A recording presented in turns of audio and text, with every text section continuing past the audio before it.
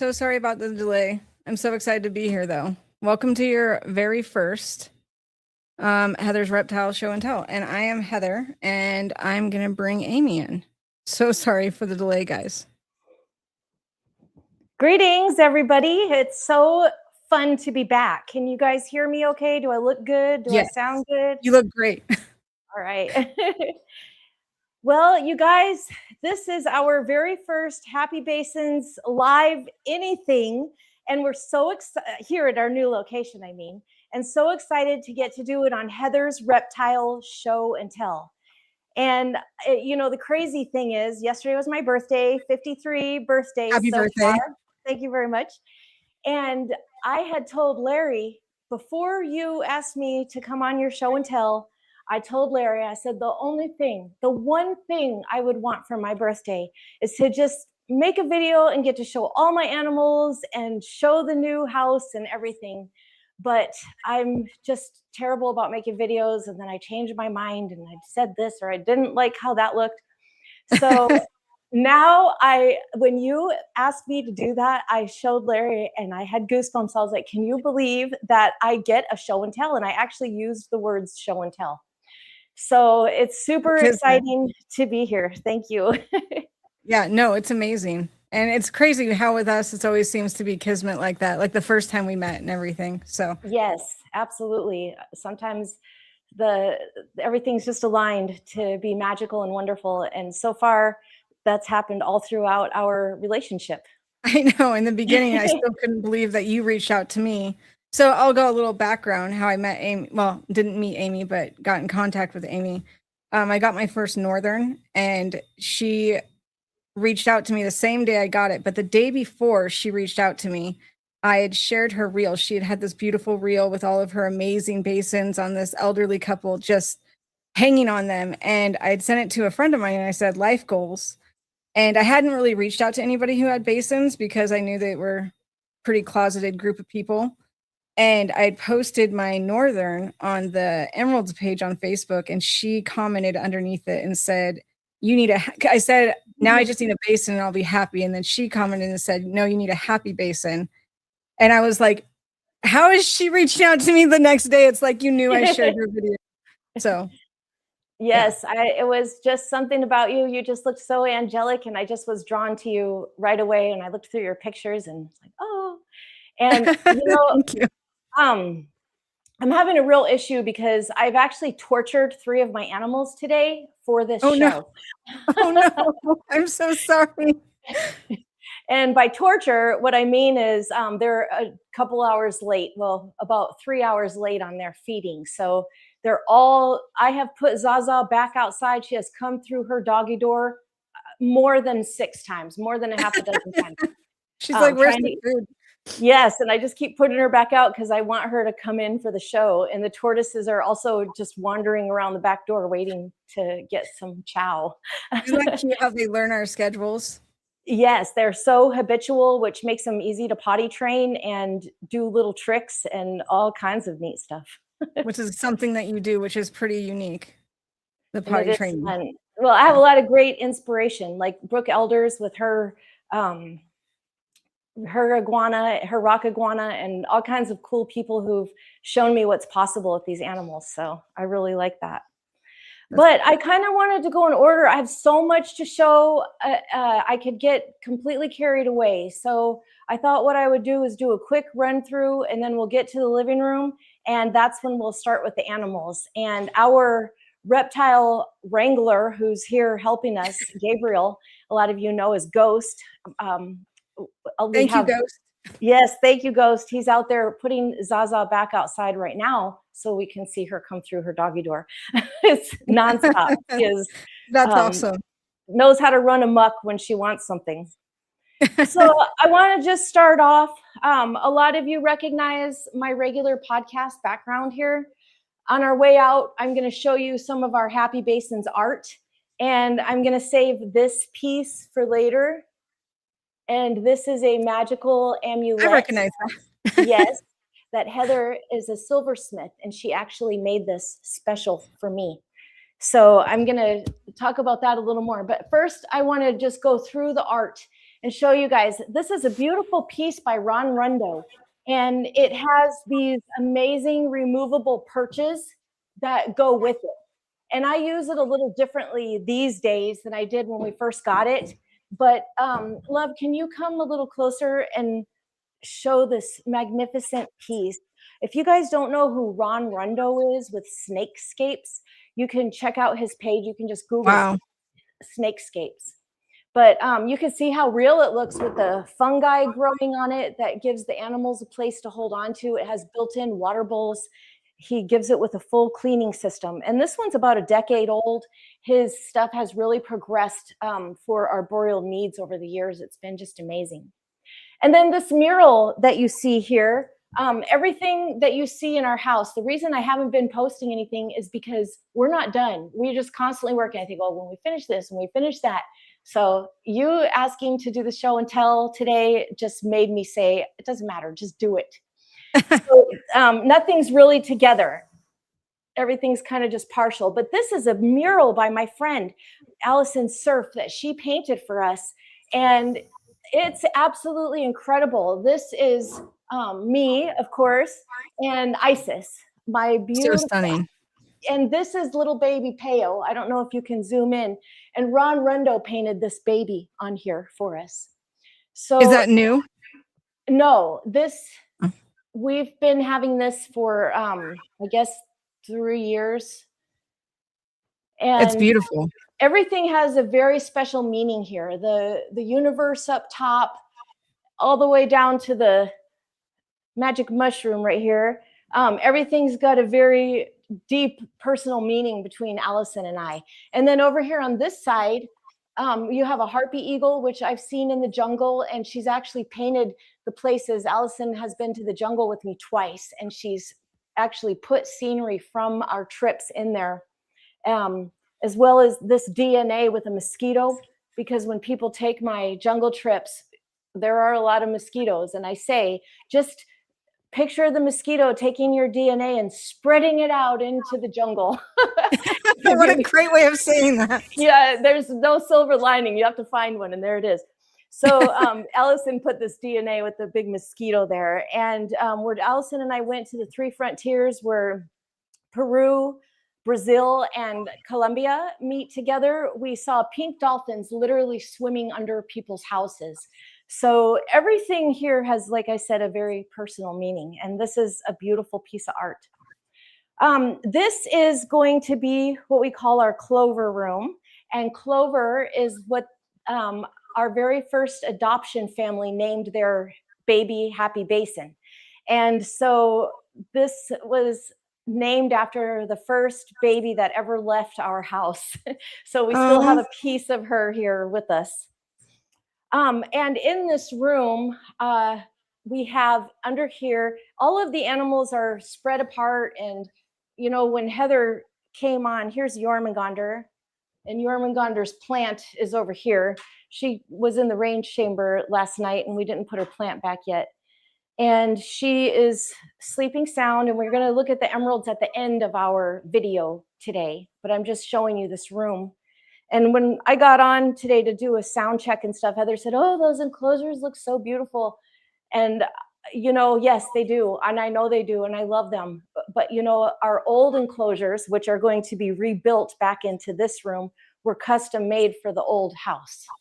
So, you know, we have to have the time to put these back. So for now, we have temporary enclosures, which are yes, very beautiful. This is Zaltis and Isis in here. I'd say your temporaries are still beautiful. Thank for sure. Thank you. And here's Isis right here. She just had a shed this morning. And for those of you who might not know, oh, sorry, Larry's snapping at me. I'm standing on his cords. And I can say real quick, the reason we were late is because the internet completely went out. Like 7 minutes before we were supposed to start. And Larry's got all this special setup with everything on wheels, and you'll see it. So Isis had a nice shed, and some people might not know. I mean, everybody knows, don't hold your animal while they're blue or going into shed, if people don't know what blue means. but also right after they shed, their skin is extra sensitive. So it's actually best to wait at least 48 hours or 72 before you handle them. And especially, you know, putting anything on them, setting them on things. So really that fresh new skin should be let to toughen up a couple days before handling. So kind of like eating? Like heating? Like eating? Oh, yes. I'm not sure about eating, but that's, you know, probably that too. I do always usually feed mine right after they shed. So I can't say that, but that's a good time to feed them, because then you're not handling them. You're doubling up. You can't handle them right after they eat. And so it gives you that time anyway. Perfect. Okay, so these guys, Zaltus and Isis here, and then over here, we're going to get out of this room very shortly. I see Gabriel is continuously putting Zaza outside. Poor lizard. These are just two, and you can zoom out, love. Don't get too close right now because I'm going to get one out. And I'm going to just show you guys real quick. We do have a little farm here, and it's a hamster farm. We have a full-blown hamster farm outside, and it is, come here, little thing. Oh my goodness. These. Oh my goodness. And they love to sit on your shoulder and walk around. And they're so sweet. So those are pretty unique to the rats, right? That people keep? Yes, these are actually dwarf hamsters. And this particular one is called a black bear dwarf hamster. And these just came out by fluke. I've been having a little bit of fun with hamster genetics. And I got these by fluke. So now we're just creating them. And we have a full hamster farm out in the garage. And also a roach farm, which you'll find out why here in a bit. All right, is everything okay, love? Okay. All right, so we are going to, Gabriel, can you come and push this table, please? We're going to come Larry's out doing here. great on the camera.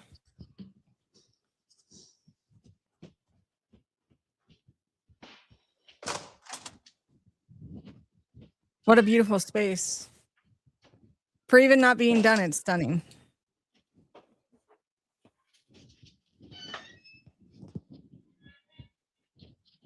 Not gonna lie, I'm totally excited about seeing Zaza first.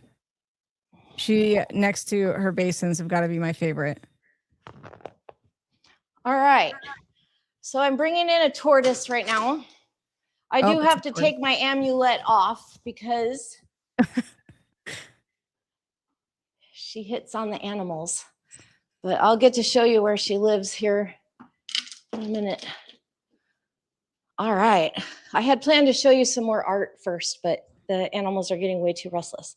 So this is Pasithia. Gabriel, can you put that chair so that I can see the screen and know what I'm showing here?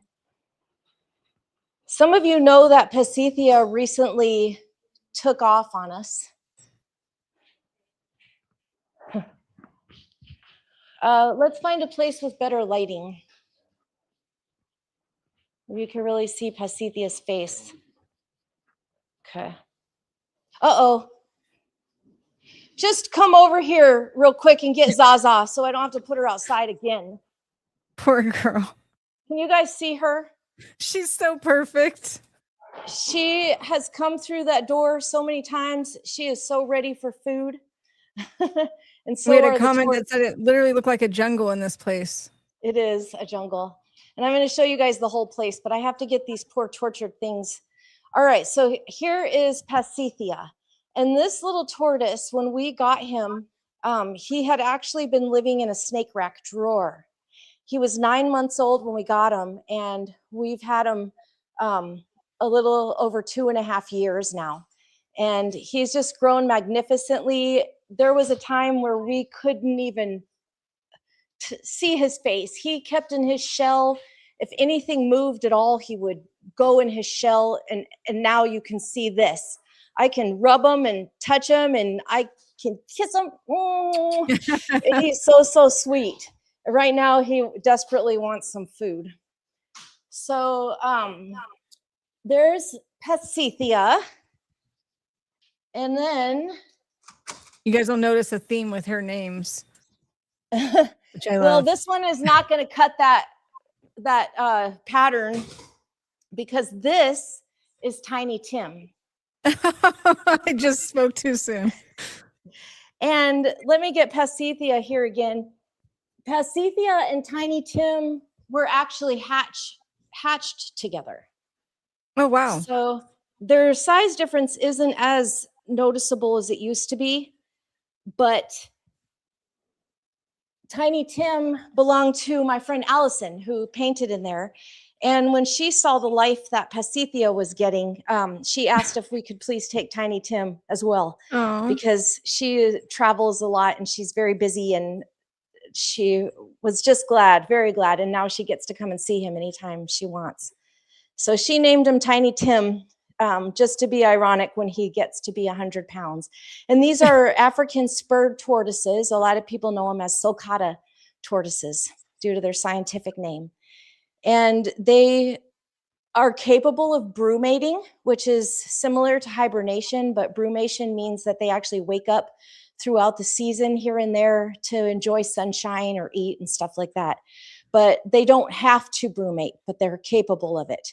And ours live inside the house for now in the winter, but they have a big, beautiful place outdoors. And they just positively love the sun. So I am going to look at Zaza, you guys. She already went back up to her house. Someone said Zaza needs to chill. Yes.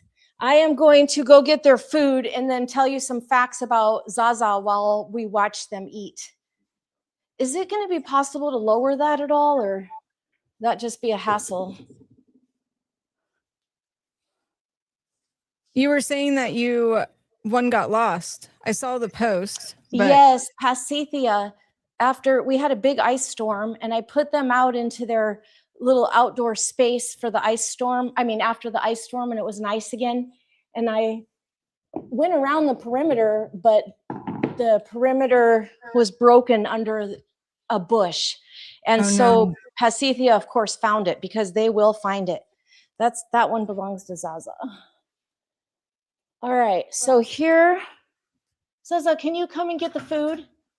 I'm just going to get her down. She was supposed to come through her doggy door, get the food.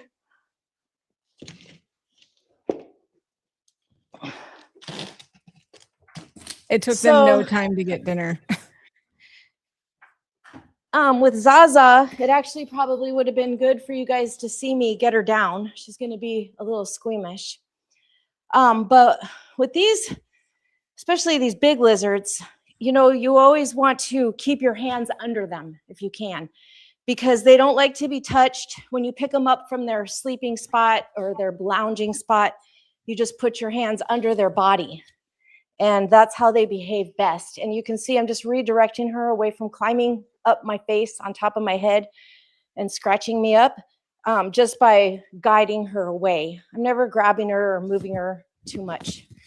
But she's very spunky right now. Whoever said she needs to chill out got it right.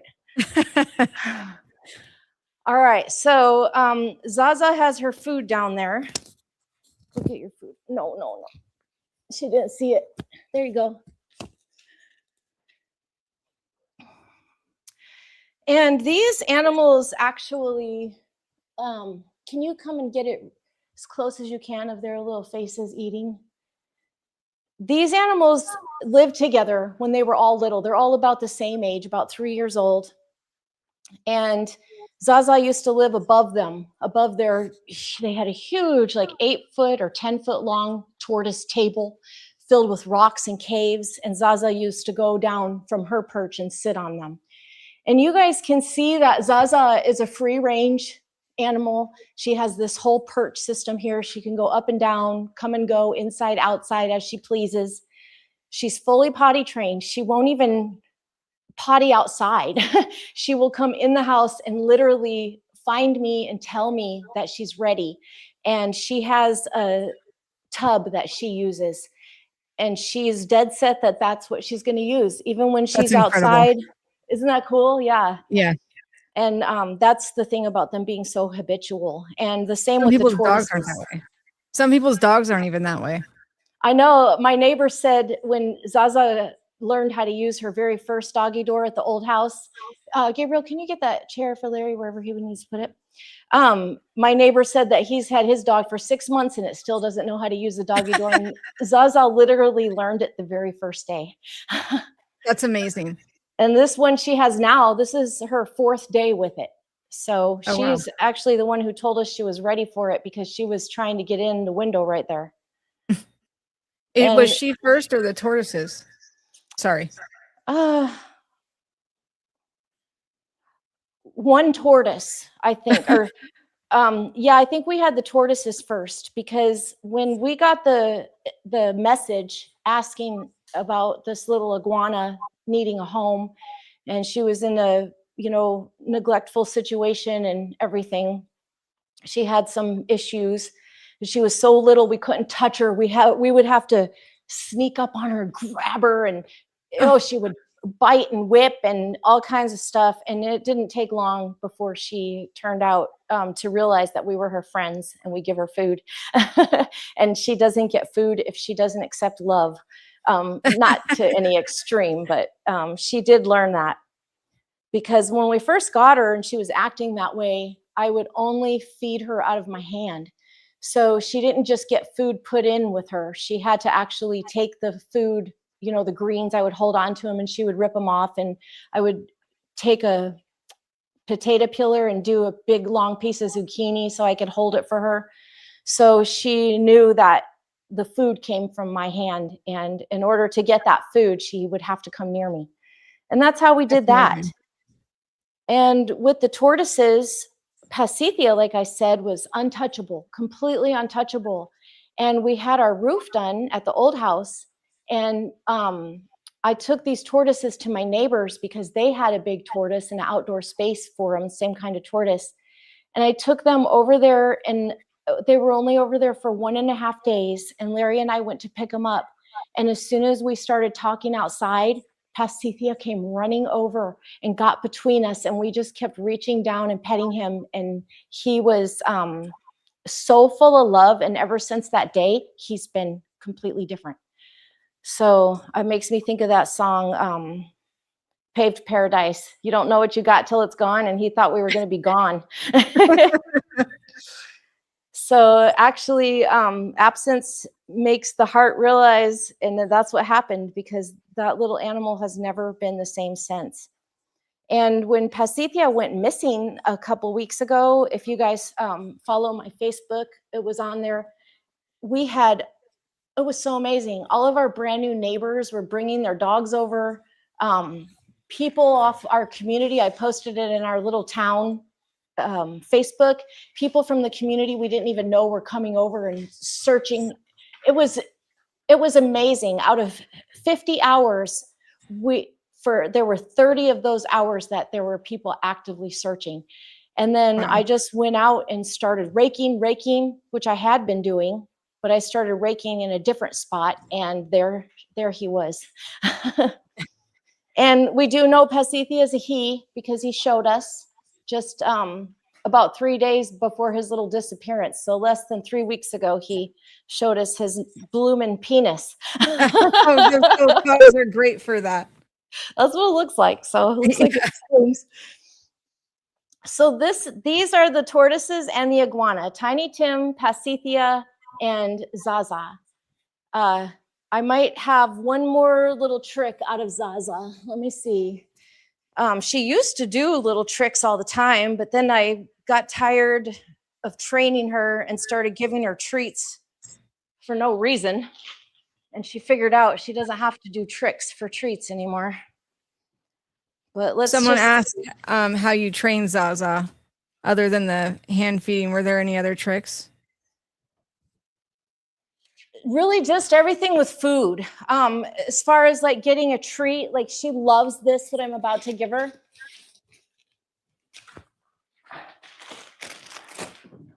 As soon as she knows what I have, she'll quit acting like this. Everybody's gonna think I'm mean to you. Look, look what I got. Look what I got. Look. No. Here we go.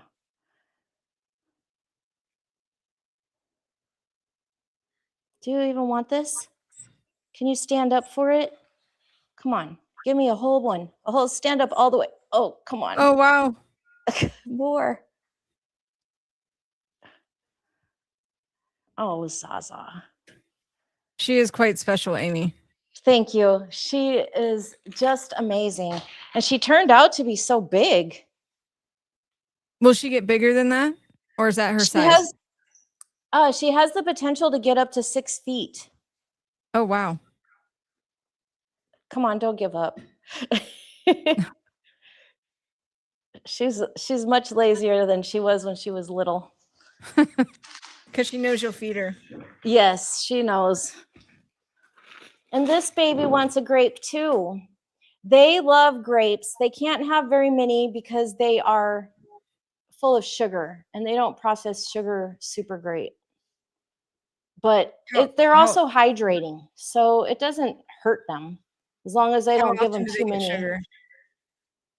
I give them grapes probably every couple days. Sometimes they don't get one for a week. And then like when I have a package, you know, they don't last long.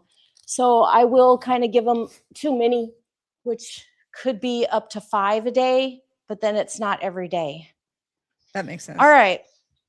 So I'm just going to kind of keep going. I have so much to tell, but I think if nobody has any more questions about these shell babies and this little scale baby, I will go on.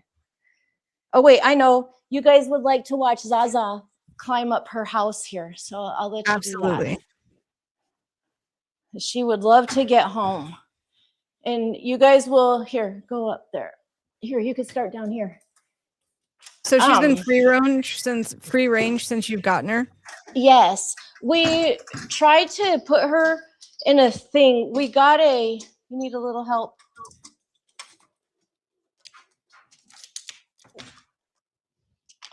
We got a greenhouse, like a half a greenhouse. She usually doesn't need help, but go that way. I changed all this just the other day. So it's all new to her, but once she gets the system, she'll run right up it. But you can see she has that little coat up there that my sister-in-law gave me for Christmas. And it's so soft and fuzzy, so I wanted to see if Zaza liked it, and it turns out she loves it. She doesn't even want to be without it. That's so cool. I didn't know they liked textures like that. I know, but she does. Because she'll lay on it wherever it is. If it's not in the right spot, she'll get on it completely, like get her great big body on it wherever it is. And yes, and she has this great mister system. What brand is this, lover? You don't know? AC Infinity. And we've had different types of systems and we have had problems with everything, but this one is what we like. It really works good. And so Zaza gets that moisture up there. And then over here, lover, why don't you come over here as much as you can? And I'll show you guys. We have some really cool little things. Nobody's ever seen a couple of the things that we're going to show today. So exciting. And yes, we have a brand new baby that we just got today in quarantine, but Larry's going to bring him out and do a cameo appearance since Gabriel and I will be holding animals. Larry's going to hold the quarantine baby. First, I want to show you guys these little huts right here. And Tiny Tim will go right into his hut. He loves them. These are salt lick mineral containers I got off Facebook Marketplace. Gabriel cut a nice opening in it, and then they have a little heat thing, and they're made out of food grade materials. So they have all kinds of great little qualities. And these tortoises also like their, you're going to take a bite out of my green sock? The tortoises also like their blankets. And we discovered that because Pasithea, when we first moved here, Pasithea was dragging a blanket into his spot, like, you know, not on purpose, but the way he was moving his body, he had been laying on this blanket and he wanted to get into a corner and he took the blanket with him. It could have been on purpose, but he loved it. And so I gave it to him and they both loved their places. You see Tiny Tim going into his little hut right there. That's so cool. Mm-hmm. See, this is why I'm so happy you got to be first. This is an amazing show and tell, Amy. Thank you. Yay. And of course, a lot of people come just to see the emeralds, but today was my special day and I'm sharing everything. This is my birthday show and tell. I'm so happy. You're going to set the bar pretty high Yay. For show and tells after this. Yay. And also you guys can see, is this the light you can see right here? Or no, it's back here. Yeah. So you see back here behind me, right here, and then right here. If you guys can see this, and then up at Zaza, there are heat panels and UVB lighting. Uh-oh, we lost sound.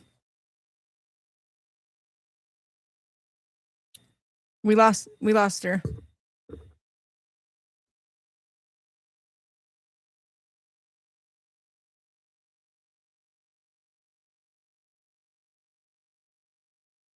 Uh-oh, probably Mike went dead.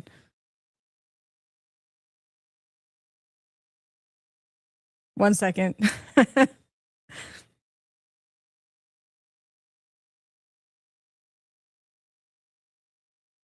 Her plants have always been amazing. In fact, she's the reason why I started getting plants for my room and my enclosures.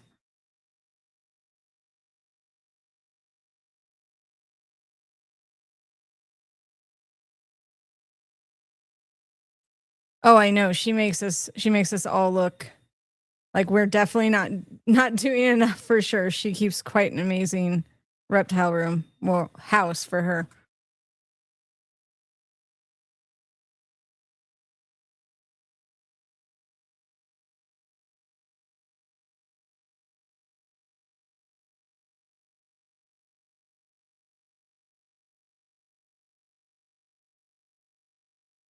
I guess it's the one downside of using a battery mic. Oh, here we go. What, you can hear me now? Yes, we can. All right. So keep the computer turned toward me. And now we're just using computer audio. Does it sound okay? Yeah, it sounds great. All right, great. All right, so now I am going to show you this little animal. And this little animal's name is Sweet Precious Baby. And Sweet Precious Baby is a leopard gecko. So go ahead and push that chair closer to me. We'll just try to keep it as close to me as possible. And this little animal, I got a text message on Messenger from a fella that came over and did an estimate for me over a year before this at the old house for a yard thing that I wanted to do for the tortoises. And so this guy, who I didn't even ever just met that one time, send me a message over a year after I met him saying, my son got a leopard gecko a couple of years ago from PetSmart. Would you let it live the rest of its life out with you? And Larry and I are really trying not to take in anymore. You know, it's really difficult. One of the hardest things about having reptiles is that you get so many. I know. Asking, can you take my ball python? Can you take this sulcatas? This poor girl, I promised her I wasn't going to ask her anymore. Her husband's been building so many pens on their farmland because I keep showing her tortoises and she can't say no, and I promised her I wasn't going to do it anymore. But it's really hard, and I got a call for 2 more leopard geckos just the other day. So we're not taking any more animals, but we took this one. We named him Sweet Precious Baby, or her. And the thing about Sweet Precious Baby is when we got her, she had like layers and layers and layers of shed. And we, you know, soaked her and we did all the things and very gently took the layers of shed off of her. And well, it turned out her fingers were rotten inside of that shed. So she does not have any little fingers. But she doesn't know. She doesn't care. She is strong and beautiful and sweet. Hi, sweet precious baby. Now, sweet precious baby is nocturnal. Another thing I could mention about Zaza and the tortoises is that they're diurnal, and around now usually, but I gave them a different pattern today to keep them awake. But usually right around dusk, right about now, they go to sleep and these animals don't move until morning. So this is, which is why I started with them and why we started at this hour. Oh, I'm getting too close. All right, this is sweet precious baby. It's really hard to see. Oops, sorry, love. I'll hold still and you do the camera. Okay, he's nodding yes. Her little fingers. And it's just so cute. She has one fingernail out of her 20 little fingers. And she's super sweet, very social, never runs away. She's an excellent eater. She eats the dubia roaches that we grow. And we also supplement her with some super worms. We do not feed her crickets because I do see a lot of posts that people make about crickets being filled with worms. And I know everything's a risk, but crickets, I've just seen too many things. So we're not doing crickets anymore. And plus they're a real hassle. It's practically impossible to keep them from getting away. Now, and they make noise too, don't they? Yes, they do. And they smell really bad. Yeah. The dubia roaches do not smell really bad. And I actually learned from Gabriel, who you guys are going to see in the next session. Well, he's going to help me anyways. You might catch a glimpse of him. Sorry, that threw me off. Sorry. Dubia you learned from Gabriel. Yes, the dubia I learned from Gabriel is closer related to a crab, and it's a crustacean rather than an actual roach. And those are pretty cool. Oh, that's wrong? Okay. I think that's wrong. Well, whatever it is, they're little animals, and we actually enjoy the dubias, and we actually have some that we keep inside as pets, like we do with the hamsters. So this little one eats those. I don't feed him in his enclosure. I only take him out to feed him, and the reason is because it's easier for me to keep his space clean. So this is sweet precious baby. I don't know any facts about leopard geckos. Oh, a fact I forgot to tell you about Zaza, and you guys can Google it to look at a picture if you don't know, is that iguanas and bearded dragons, and I'm sure others that I don't know about, have a third eye on top of their head. And that's just a really cool fact I didn't know till I had Zaza for a year. And they can detect shadows, and they're doing all kinds of research to find out that it actually has more functions than what we realized in the past. All right, that's so amazing. Precious baby. And I named him Sweet Precious Baby because no other name fit him so well. He's so lucky he landed in your home, like all the others. Thank you, and we are too. We just adore that little thing. Larry and I come out, we feed him every other night, and we just sit here together and get the roaches out, and we just keep saying, oh, did you see that? He's so cute. He's so cute. That's amazing. All right, so this is this corner, and this whole, you can back out, love, and show that this whole space is our living room. So you guys can see that we have not done a traditional living room here. Everything in this house is all stuff that we've been collecting over the years. We don't have a couch. Well, I do. This is my couch.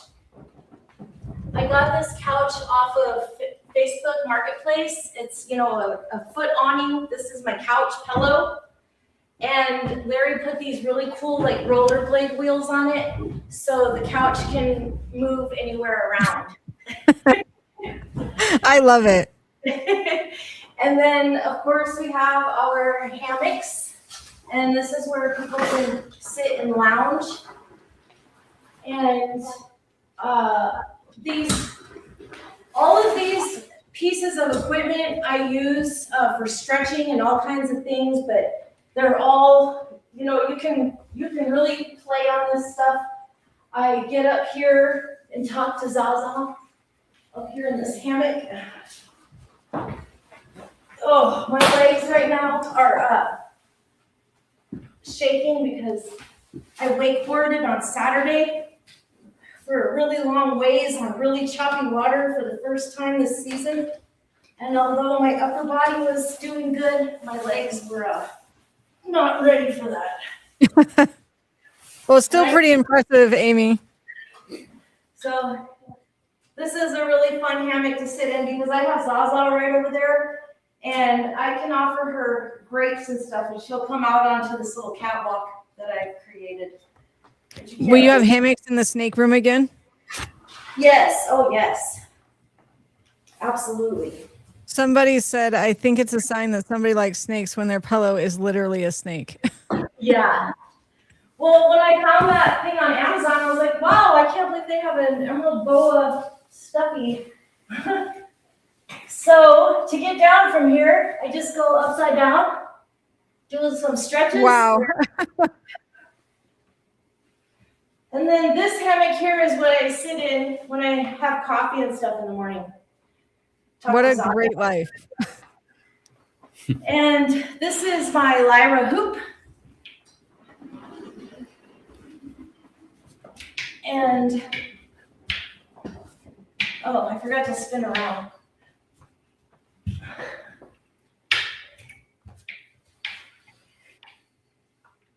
Wow.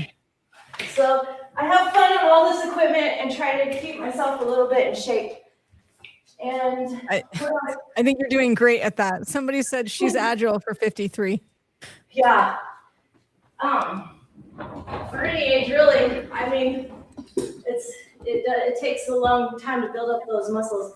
All right, so this right here is an incredible stool. Take it to the Larry light. wants me to move it over here to get it into the light. And you guys saw Ron Rendo's snakescape tree art in there. And this is also another piece by Ron Rendo. Oh, wow. You guys, when people come over here, everybody always wants to touch it because it looks textured. And it's just a painting.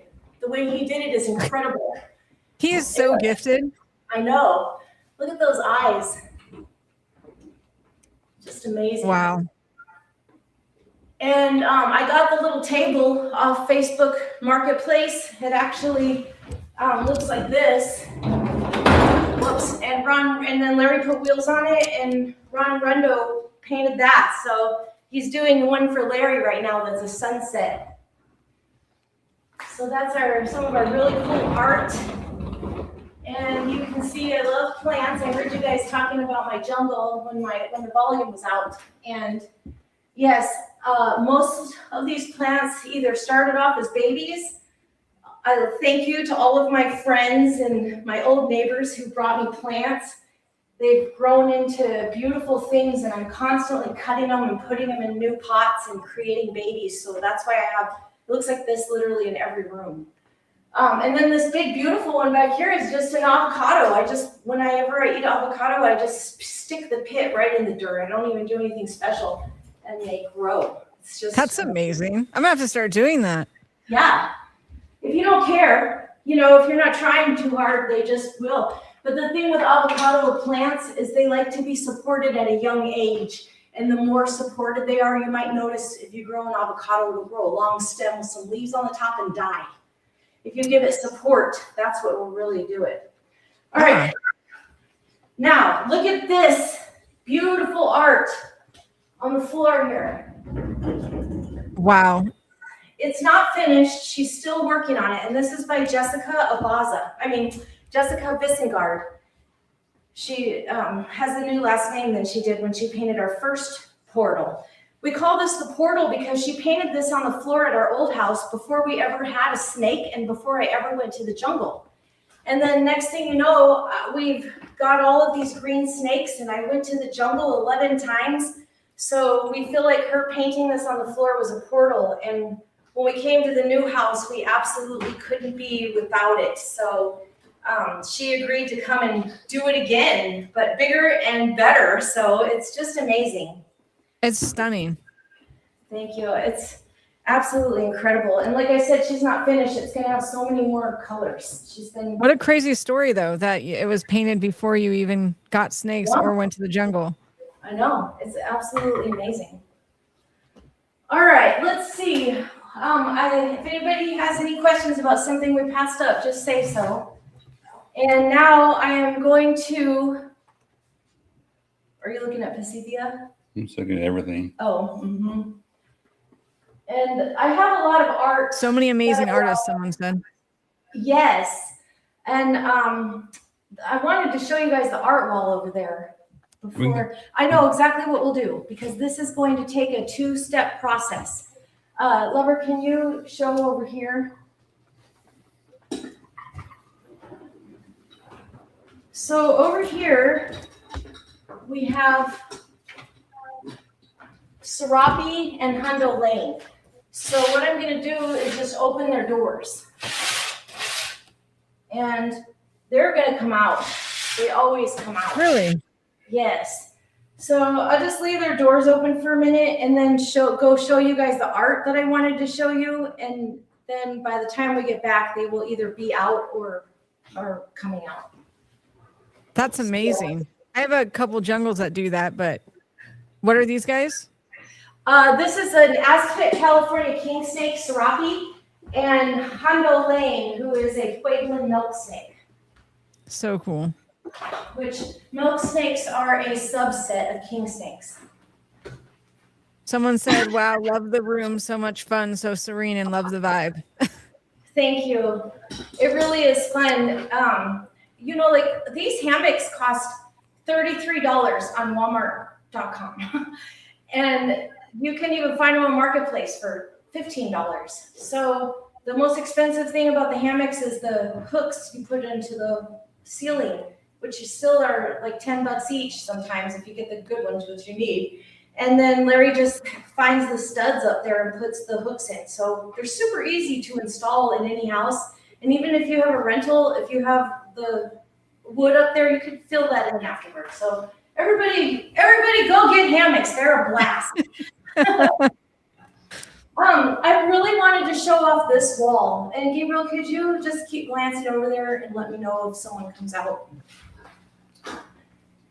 All right, now this wall still has work to be done on it, but this is all art that Larry has to stay at that angle because if he comes over here, there's not enough space to get close up. This piece right here was painted by Brenda Bennett, who is my neighbor at the old house. And she loved to come over and visit with the snakes, and she just always loves to see pictures. And she made this painting of Zaza, and this was right after baby Peo was born. And there's baby Peo on my wrist. And she's a fantastic artist, and she made this modern art for, I can't remember if she called it modern art. I don't think it was contemporary, but it's a beautiful piece, and we absolutely love it. These 2 sticks here, these are beautiful emerald boas that were carved by Michelle Maddox, and she Maddox, I believe. And I sent her a picture of this one. It was just the stick only. And I had gotten the stick with a vine wrapped around it from a garage sale. And I sent her the picture and asked her if she could carve an emerald into it, this one right here. And she said yes, and I sent her the stick and she did this, and it's just unbelievable. She carved these emeralds out of the wood that already existed, and then she used a little epoxy clay to shape the heads. So the heads are the only part that she used clay for, the rest are all just carved in. And then I sent her a picture of this stick, and it had double vines on it, and she made it with 2 emeralds. Isn't that incredible, you guys? That's amazing. I made the screen bigger so everybody could see. Oh, good. Yeah, Michelle Maddox, you guys. And we have other pieces by her too. I'll have to show you in a minute here. All right, so back to the art real quick, since it is all reptile art. These are all art pieces inspired by Happy Basins. This is a piece, if some of you might remember pictures, I did a photo shoot of Isis and Peo when Peo was still just a little red baby. And I posted it, and it was Isis like all wrapped in a circle with Peo in the middle. And my girlfriend, who I hadn't even spoken to in like 12 years from the university, we were in math classes together. She just sent me a message one day and said that she was inspired to paint something and she'd like to send it to me. So that came from that post.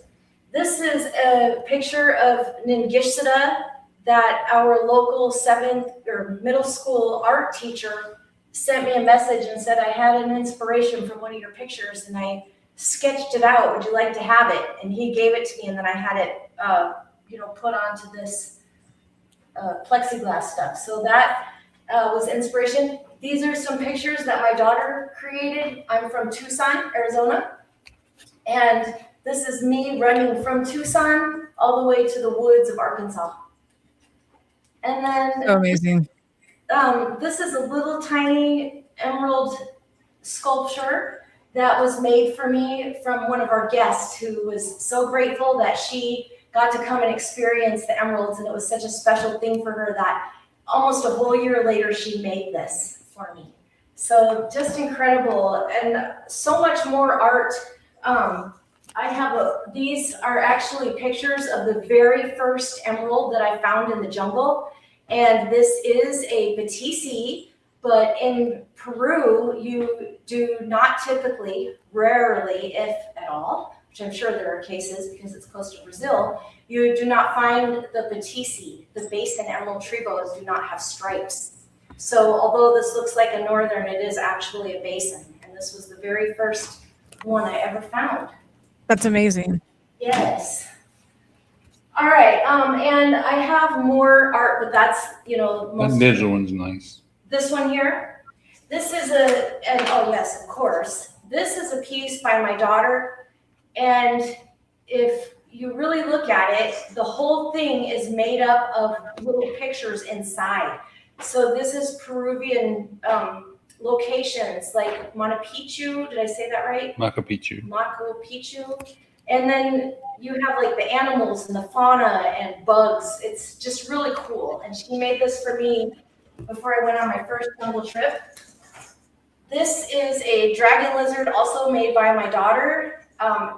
This is digital art. So when you go blow this up, all these little things are filled with whole entire stories and microscopic pictures inside of it. It's just absolutely incredible. There's a whole story about why she made this dragon. Those are cool. Thank you. And then, of course, I pass by all my daughter's art because I'm so used to it. It's just part of me that I don't even think about it. This is what you guys see. Every shirt that I own has this on it. One of our local print shops puts this on my shirts. I go to the Goodwill and I get all the shirts I like and I take it to her and she posts it on there and then does it on the back. If you guys can see on the back, it says Happy Basins on Snakes. And that's also my daughter's art. So cool. Thank you. And this is a piece that my daughter created for me. The reason I'm always blue, like you could see Allison painting me blue and my daughter made me blue. And that's because I paint my entire body blue and I walk on stilts in a blue costume with big blue feathers, and I'm a blue harpy eagle. So I'm a blue girl. So this was just an amazing piece by my daughter, and she just really does some cool stuff. And I didn't mushroom piece, but on this piece I am covered in little spiders all over me, and then I'm in the land of magic mushrooms. Someone said, I want to live there. Are you accepting applications? I don't know. Hey, what you do? This is not reptile related, but it's really cool. Larry and I are master scuba divers, and we're certified to work in conservation with wild sharks. And these are just some pictures from one of the times when we were down with them. We had somebody photographing, so that was really cool to be able to get documentation of it. So we like to do fun, crazy stuff, or at least we used to. Our fun, crazy stuff nowadays is making sure everybody's fed and showered and. So fun and crazy. You're taking care of a house full of reptiles, but Yes. You can see Sophia in the mirror over there. Yes. What are we looking at now? Amulet on the door. If you guys haven't noticed yet, I love feminine art. Anything that's ladies. And I especially love lady art of ladies in their natural form, which means nude. I completely agree. We're just But these mirrors that you see around here are mirrors that we've been dragging around. This is our third house. We've had Glass Doctor come out and remove them and reinstall them. And each time we add a couple more to make it worth their time to do that for us. But when I saw this mirror up, all I had was a reflection of a big white door. And I just thought, wow, that's a terrible reflection. So I got on the internet and I found this beautiful mural. And that's a closet there. And we call it our amulet closet because if you guys can see this right here, this is where my amulet lives that Heather made for me. So she's beautiful. Yes. So that's where the amulet space is. And I can't wear my amulet when I'm doing lots of stuff because she hangs, we did a 28-inch chain because 28 is a perfect number and I love numbers. And we did a 28-inch chain and I should have got a much longer one because every time I bend over or hold the animals right here, it hits them. If I ever need to change it, I can. Yes, I even contacted the company and asked about the chain, but we'll talk about that. I can add another one. But yes, I love her and I wear her, just not right now, of course, because I'm having all these animals. All right, so let's get over here. I don't know if anybody came out yet, but we can get them out. Oh, Hondo's just about to come out. They're both just about to come out. Is there enough light over there? Mm-hmm. Look, what if you got right here? Do you think this would be better or is that good? Good. Can you guys see Serapi? It's Hondo. Let me see. Make it bigger again. There, if you can. I've got Hondo here. Look, right here is really good. There's I Serapi. expanded your screen again. All right, so Serapi is our Aztec California king snake. And she belonged to Allison Surf. And Allison was in the process of moving and wanted us to just take care of her for a little while. But Larry fell so in love with her that Allison couldn't bear to take her back. And then we went to Tucson and Serapi got out because I believe I forgot to close her house up. And she was gone for 5 months. We thought we were never going to see her again. And then one morning I got up in the middle of the night and there she was right on the floor, in the middle of the floor, looking up at me, waiting for me to pick her up and feed her. So I got her put all back together and got Larry up right before his alarm went off and took him out to the living room. I made him close his eyes and he thought he was dreaming. He couldn't believe she was there. So she brumated in the house somewhere for 5 months. But that was years ago, and we've had her now about 4 years, and she is just an amazing little animal. And these two animals have never had contact with each other because they're both cannibalistic, and they will eat each other. Look, love, would you mind coming right here? So, there you go. And these snakes are extremely social, really. Serapi's very social. The only problem with Serapi is that she's not the smartest tool. Oh, she's beautiful though. Yes, she's very nice, but she scares me. Her bites do not hurt, but she does bite regularly, and I just don't want one. The worst thing about her bite is that I have to get her unhooked from me. And she doesn't bite because she's mean, because she's not. She's super, super sweet. But when she gets curious about something, she will absolutely try to bite it. Oh, she looks like she's just about to shed. Are you getting some sheds, Serapi? Yes. So she is a very, very good girl. She does not like to go back in her house. You have to actually put her in there or she will just keep coming out. And then this is Hundo Lane. Hundo Lane, when I said they're both social, he's not social. He'll come out. But if I try to stick my hand in there to get him right now, he'll just go hide. But he won't run from me or anything as long as I'm not trying to reach for him. And do you think we've had Hundo for a year? No, right? A year? Sure. No. Hundo Lane, Larry fell in love with when we went to visit a local reptile house. And Larry thought about this animal literally for like 3 years.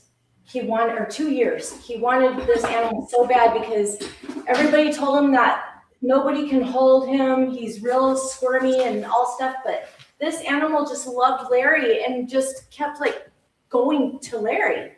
So Larry called the house finally and said, you know, I just can't stop thinking about this animal. Is there any way we could have that animal? And the guy said, oh, unfortunately, he's been gone for months. He got out of his enclosure and we haven't seen him in months. Well, no. Guess what? That very night at 6 o'clock, we got a phone call that said, guess what? He came back and he's sitting right here on top of the enclosures waiting for Larry.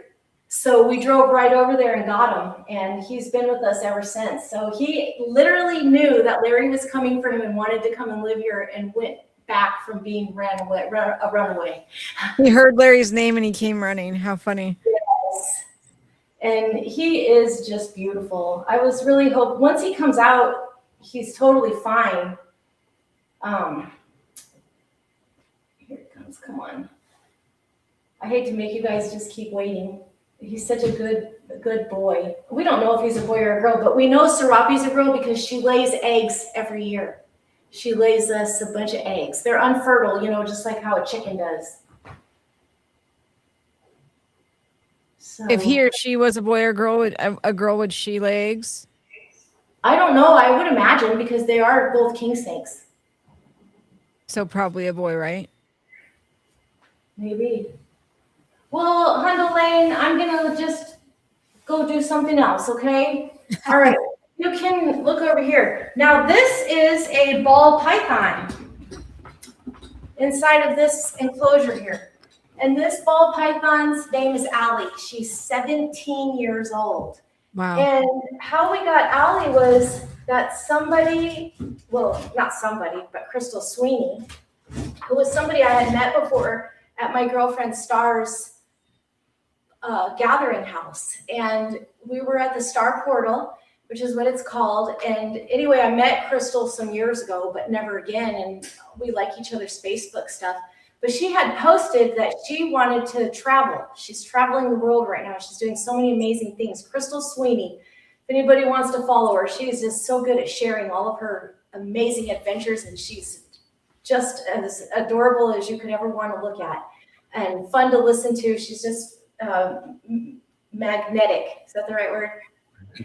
So anyway, she posted that she was going to travel and she wanted to go, but she has this ball python that she had for 12 years and got the baby when he was 5 years and was looking for somebody, a really good home. Had to be the right special person, not just to anybody. So since we had a mutual group of friends, of course, her whole feed was posted with everybody writing my name. So it's like, how could I say no now? So I sent her a message and said that we would take Allie. And you guys can see that Allie's in this mailbox right here. We have not finished her space. And she does come out at night when she's hungry and she uses all of this stuff. Slithering, she's got a huge water bowl. We'll find her down in it up here with her head in the water. She goes all over. But I had tried some different things for hides and I just couldn't quite find the right size for her. So I went all around Lowe's up and down and I found this mailbox. I love it. Yeah, and it's temporary. Gabriel put a hole in it for me. Yeah, It's really smart, Amy. I have concerns about the mailbox, so I wouldn't want anybody to copy it because I have not done any research on the safety of this plastic. Like with the tortoises, I know that those are food grade, animal food grade products, you know, and I don't know about the mailbox, but Allie loves it, and for right now, it's fine. I shoved this little vine in there so that she has something tight to slither through and hold her in there, and she does so great with it. Hi, sweetheart, can I hold you? She's super friendly. Now you guys, we didn't have any of these reptiles. You know, our very first reptile was the basin. And so when I got these animals, I'm not familiar with them or their body language. And so you'll see me jump a lot with even Allie, even though she would never even see. I'm just jumpy. That's why I don't drive. But I don't know her body language like I do the emeralds, but it's okay because she's so sweet. Like I said, she's 17 and she's used to being held. Larry will put her around his neck and do chores inside and outside, and she will just so happily stay there. And one time he was working, I was like, she doesn't want to be on your neck while you're bending over and doing all that stuff. So I took her away from him. And I put her in a nice spot with a perfect perch that I thought she would be so happy to watch him. And no, she continuously kept slithering over there. So finally I gave up and realized Allie loves to be on your neck when you're doing work. So she's also fantastic because I do have some people who are too afraid of the emeralds, and that's okay. And they're willing to hold Allie because she's just so easy and normal. You know, people are more used to seeing this kind of snake. So we love Allie. She's a great ambassador. She's beautiful. Thank you. She really, really, really is, and so sweet. And that's what makes the ball pythons so great is they're most of the time they're pretty sweet.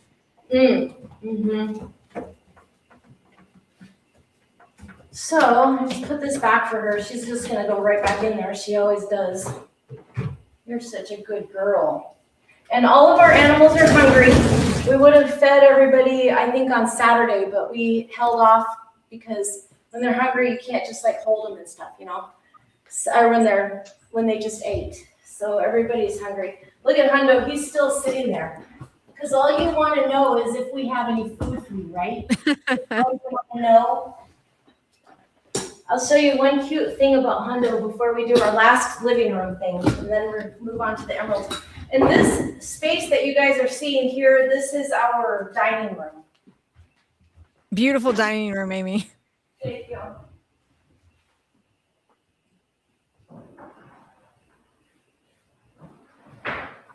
I am going to spray some water in Hundo's house here. He loves water. And I have this hose. It's temperature controlled water and filtered. So I use it all around the house. You'll see it in the other room when we go into the emerald room.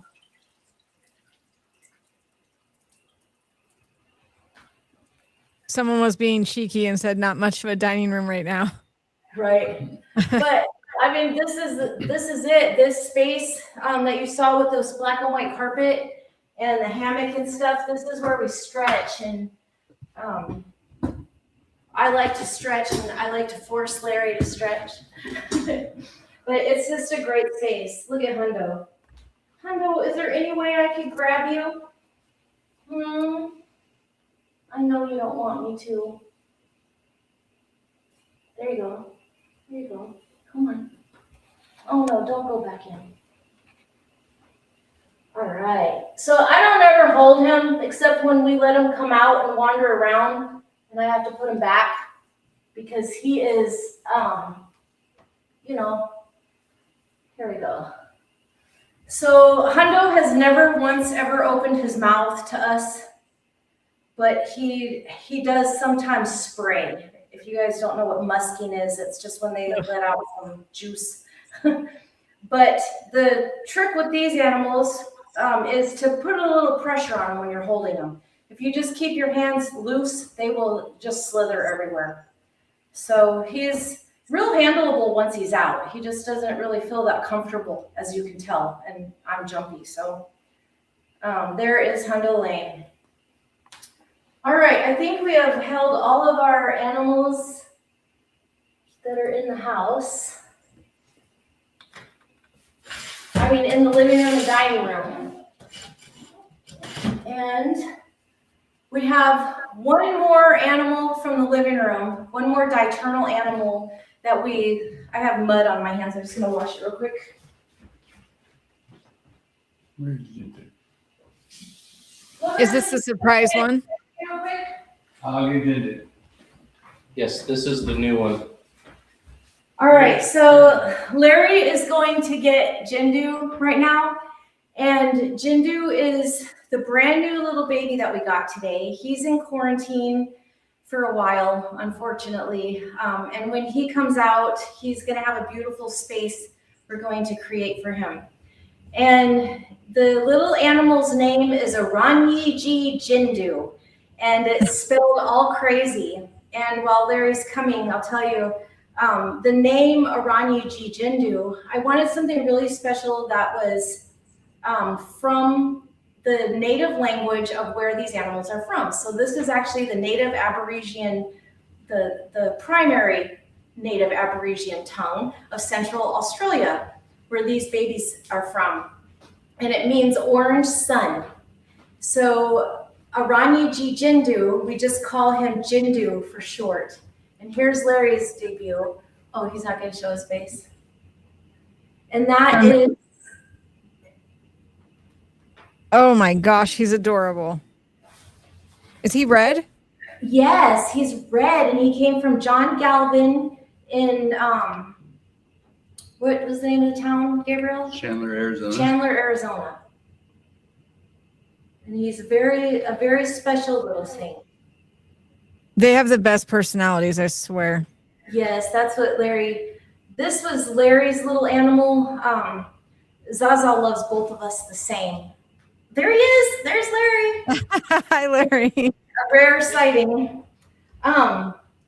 Yes, because, you know, Zaza loves both of us, but I feed her. I do everything for her, and she definitely responds to me differently than anybody else. But Larry wants his own little one, his own little lizard, and he wanted that little dragon so bad. So He's beautiful. he wants to show her one more time. Aranyiji Jindu. It means orange sun. And He's got you beautiful guys- markings. Yes. You guys can't see from there, but you'll have to see pictures when I post them, is that he actually has mathematical symbols all down his back, which is just crazy. So you guys can look for a post now that we debuted him, and I'll post a picture of his math symbols. It's just amazing. And me being a mathematician, of course, I spotted it right away. And John Galvin's like, oh, I never even noticed that. But he saw it, of course, after I pointed it out. All right, now Larry's going to come back out. I think we did everything in here, and we're going to go in with the emeralds. I am going to wash my hands and change my shirt. You won't know it because all of my shirts look exactly the same. And then I'm going to go in, and I had ideas. I'm like, oh, I'll put all the emeralds, you know, make it easy to bring them out. But people are always asking me, how do you train your emeralds to be so friendly? And of course, I don't train them, but I do have things I do. And a big thing with arboreal snakes, I've, you know, just reading posts and stuff people say, is, you know, you have to pry them off their perch. Well, they don't just come out. So they do. If you're not standing there, they will come out on to vines or whatever, and even come on out and get on me. But I have to literally just sit in a hammock right in front of them for an hour. So the animals will come out on their own. It just takes a really long time. So I'm going to show you how I get the animals out when it's time for a rain shower, or when they're doing an ambassador session or anything like that. So something I've never showed before is actually the process of that. So I'm going to show you guys that. Is there anything that anybody would like to look at for 1 minute while I go do that? So it's going to take me, just give me just a minute. So Heather, no, don't put it on her. You guys like maybe use Oslo. Facebook Marketplace. All right, get it off. This is Heather's family show. Hmm? All right, I'll be right back. It's a quick hand wash and a shirt change. So something that I wanted to touch on, which is amazing when Amy's doing that, is that a lot of the people who come on this will have to do something called biosecurity for their reptiles. And that's what she's doing right now. She's changing her shirt, she's washing her hands, and then she's going to go into her basin room. And that's really important when you're keeping a lot of the high-end stuff that they keep, so that you're not risking anything, especially handling or having the little bearded dragon that they brought out. So just so you guys know, when you tune in the future, we'll have moments like this that they need to wash their hands or change gloves, put hand sanitizer on, and that's just a really important part of keeping them safely. So, oh, I missed some.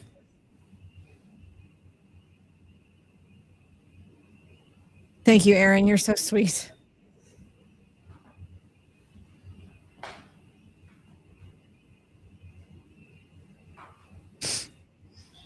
But the basins are totally something I was waiting for.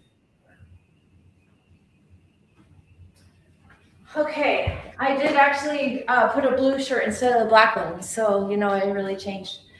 All right, and the reason a little about biosecurity.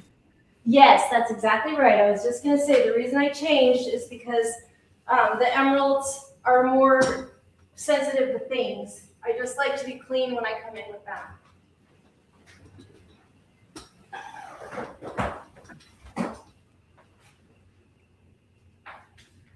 All right, the room you're about to see is going to be really the main jungle room. The other jungle room, we're going to have two, is going to be where we're going to do mostly the podcast and shows and, you know, have certain animals in there. This room is going to house everybody. I'll just give you a quick tour of the room. You guys can look at the ceiling. We ended up having some trouble with this wallpaper that we put up here, and a piece fell down, but I did order another piece and we have it to put up. But for those of you who remember, the vines on our ceiling will all be back up in both rooms. So those vines will be up here. They're all in the garage. They've been re-power washed and re-shellacked, and they're all ready to go up. So we just have to do that. And another thing I want to show you too, don't let me forget, is you guys might ask, if those snakes are all the way up, this ceiling's higher than the old jungle room. So if they're all the way up there, how are we going to get them down? Well, that is actually a really cool solution that we that we solved. And I'll show you guys what that's going to be, but it's back in the living room. I'm excited to see what that is. That's pretty awesome. Yes, it is. It's really awesome. And we got it. It was actually Someone said that ceiling though. Someone said what? That ceiling though, talking about how awesome it is. Oh, yes. So this over here, I'm going to show you the snakes. And you can see this enclosure behind me. It's empty right now because this animal is in the rain shower. Thank you, love. Do a shameless promotion there. A shameless promotion? Yeah, Body Armor Light. Mango. Oh, yes, we love these drinks. We both love them. They're really good. Sponsor Amy and Larry. Man, I have other things I love more if I was going to ask for sponsors. Okay, so before I start uncovering the animals, we have been keeping all the animals covered. Like I said, everything's temporary right now. And I do walk through this space often at this time. So we've been keeping them covered just to keep them, you know, less stress. And this, This lights too bright. oh, hold on, I was just showing that. Just 1 second. This right here is what we call the Can you zoom out and show that? No. It's my Monstera island. And I Those are actually got magnificent. this tub from Lowe's, you know, it's a pond liner. And then Larry built me a thing, it's on casters, so it does actually move pretty easy, but it takes a little strength, and I do have to put some shoes on because my feet slide on this floor. But I have these beautiful variegated elbow Monstera that I got from our plant guru Tanner, and then our regular Monstera. And they did great. They all had to be ripped out and re-rooted and repotted and brought over to this house. And I thought I was going to get a lot more sadness out of them, but they have just done fantastic. They get a lot of light. There's windows here, and then I have this little light on wheels that we move around for it. So They're beautiful. thank you. They're just such a pleasure. You know, the plants make me so happy. The plants are happy, makes me happy. All Plants right. were probably my first collecting love of mine, so I totally understand. What would you turn off? It did it on its own. Oh, I see that one off. Mm-hmm. Yeah, maybe you can turn it back on. All right, I am going to, it's not that easy, Gabriel. Larry's gonna turn that light back on. It's on a timer and it just happened to go off, but it was actually very helpful. And this thing that we're looking at right here is our rain chamber. And Gabriel, can you put the camera on this right here? This is our water filtration system that we use in the rain chamber, and it keeps the water at a 90-degree Fahrenheit. 90 degrees is a little warm when we keep them in there for a long time, but when I turn the rain chamber down to just barely trickle, the water is mixing at 90 degrees, but coming out of the actual chamber at about 86, which is perfect. So I let it go to 90, put it on a slow drip, so it's about 86 inside the rain chamber. And then also connected to it, I have this hose. And this hose, like you saw me take it out into the other room, it goes almost through the whole entire house. And I can water with it and, water the animals and stuff with filtered water. So that's really nice. I'm taking notes for my husband to make one. And then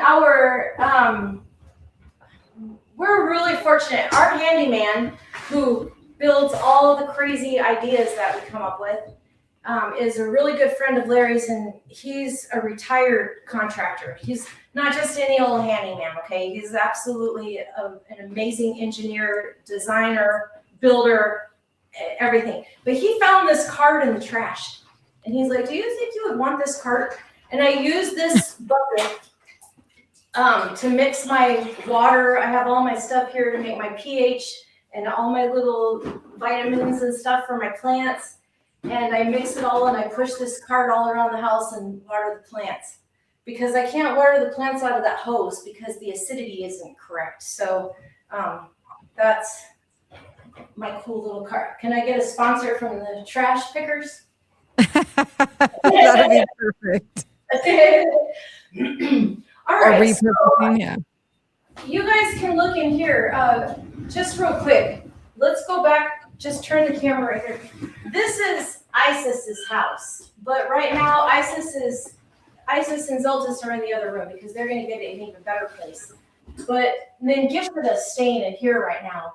But Nengishita's in the rain chamber. But you guys can see this is just a hutch that we got during the COVID. All the stuff went out of business. Very sad for all of that. But a salon had this on sale on Facebook Swap Shop for like $400, and we got it. We had to disassemble it to get it into the old house because it's just huge. So we found the company that made it and called to ask them questions about disassembling it. Anyways, they told us that they had the serial number for this and that this piece cost $11,000, which is man. But it's super thick, sturdy glass with an excellent frame. It has these like thick shelves that go in it that of course we don't use.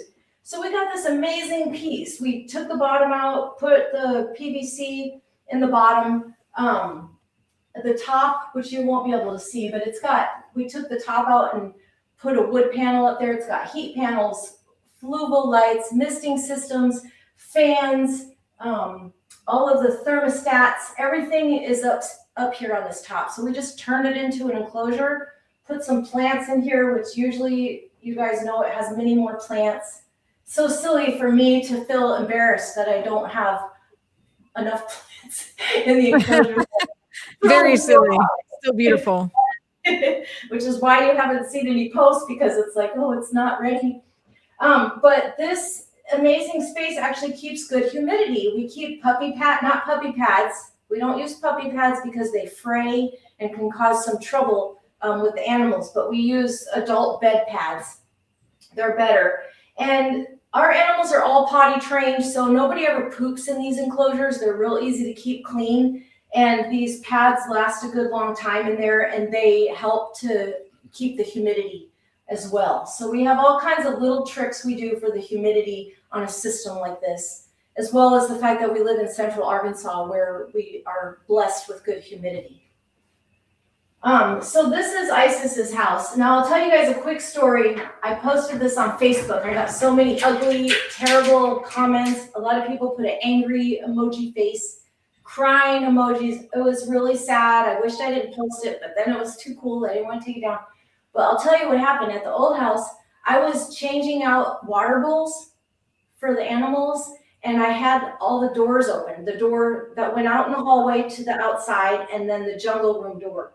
And I was going back and forth with the hose and the water bowls and, getting them all clean and putting them back in.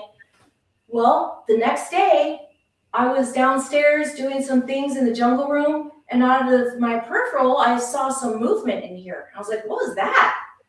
And I looked, and it was a chipmunk. So I went down on the inside the enclosure. So I went back and got in through the top up here. There's enough space that I was able to get down through the hole where the vine comes up through.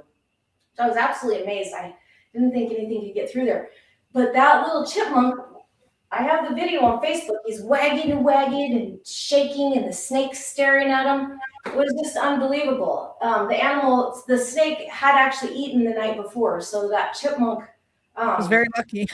I can say the chipmunk was lucky, but really the snake was lucky, because my snake wouldn't know what to do with a live chipmunk. I'm sure it would bite, it would be terrible. So I was in panic mode, trying to get the chipmunk out and, not disturb the snakes. Anyways, what I ended up doing was leaving, and I went back on my video cameras, because you guys know I have cameras everywhere when they're set up. And I went back and I checked all the cameras. You can see where there's movement.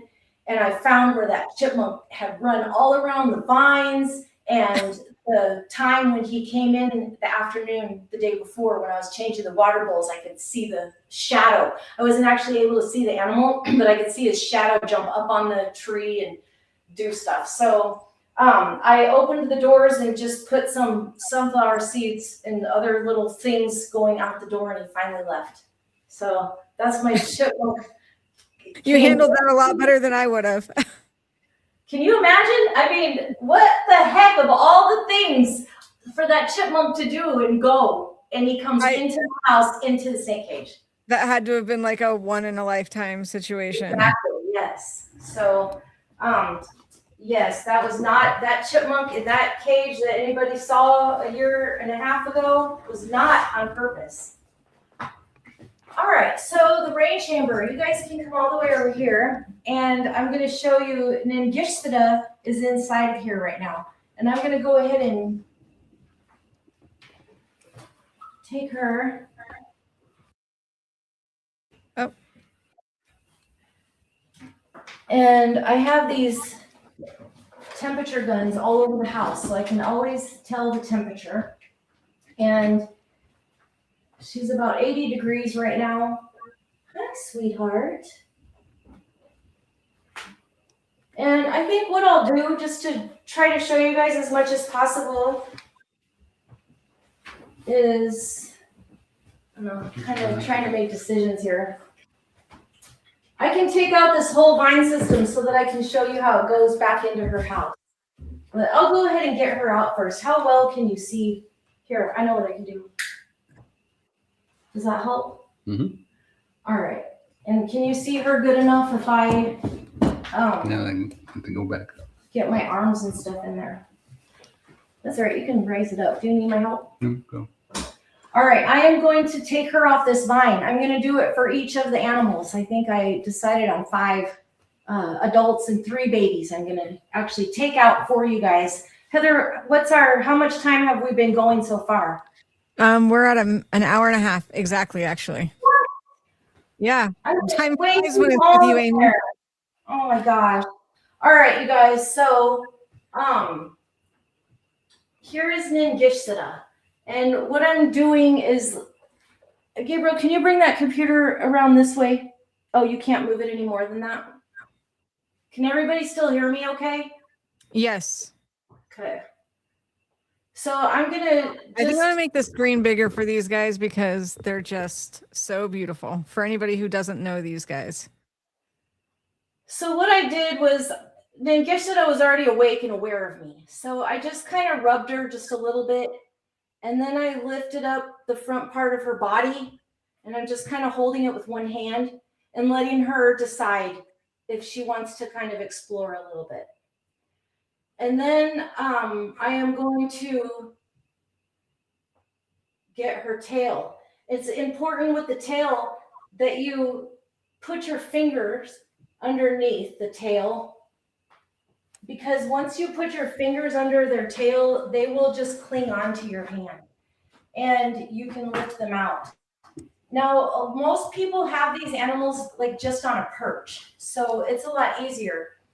With us, as you're going to see, when I get more animals out, we have full vine systems, which makes it just a little bit harder, which is what they like.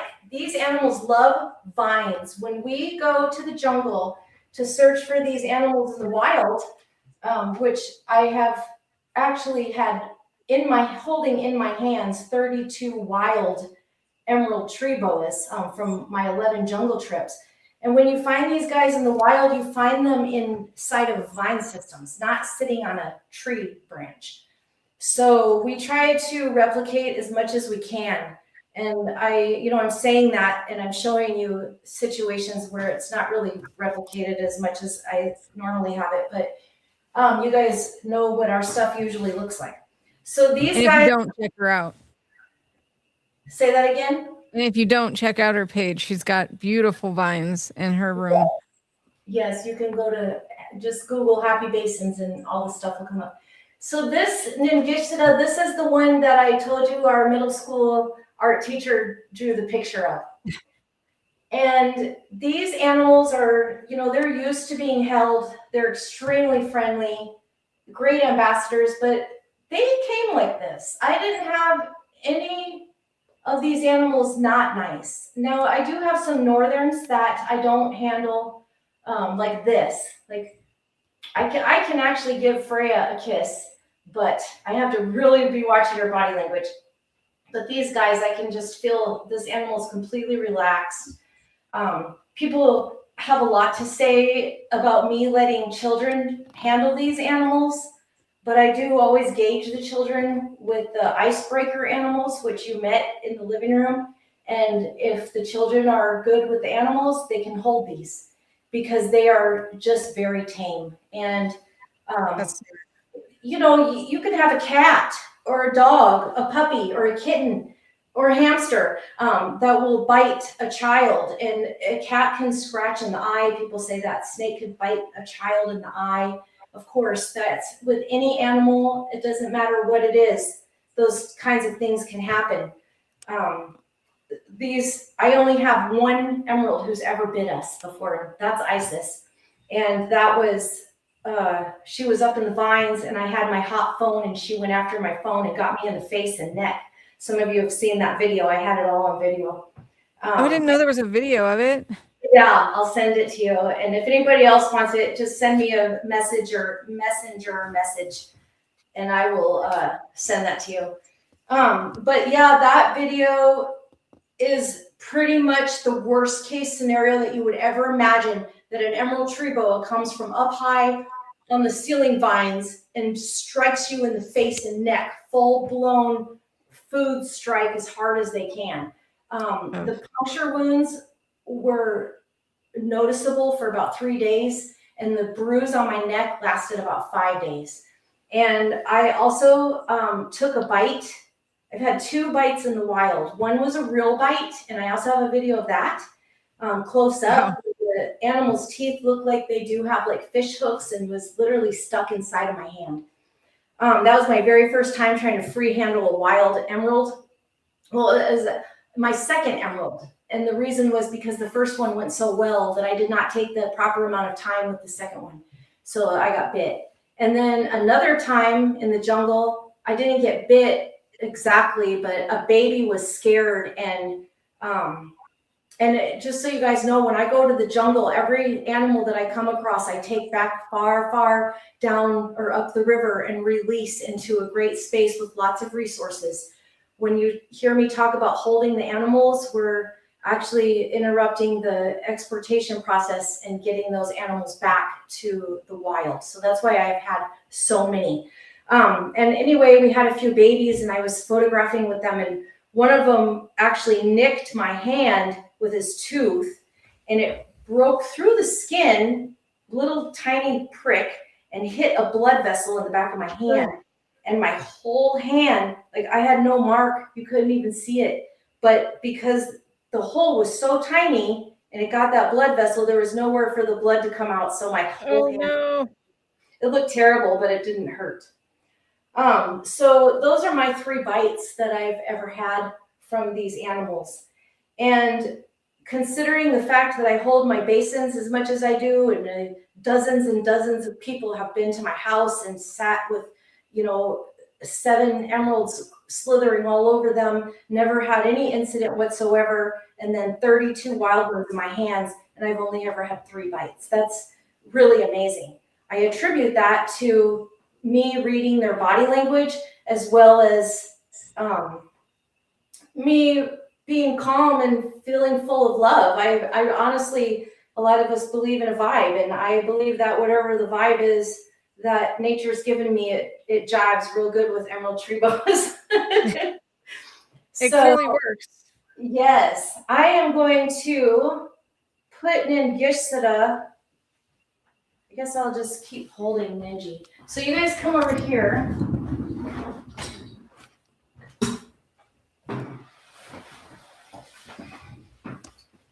Don't they have the longest teeth for non-venomous? Oh, yes, they have the longest teeth of all non-venomous snakes known on the planet. And, Larry is a medical professional, he's a dentist, and he tells me that the needle he uses to give shots to people for dental work is thicker than their teeth. So, I hate to say it to the tight-closeted emerald group of folks that don't want anybody touching the animals. I just don't feel like these animals are as dangerous as you say. I have not experienced that. I'm sure that incidents happen, especially when animals aren't held regularly, but all of the blackballing I get, all of, the folks who won't even like my posts and all kinds of stuff, who are even my friends. And I know this because these people are my friends and they told me that this is called and all stuff. And people don't want to be associated because I let children hold these animals and I hold these animals. I just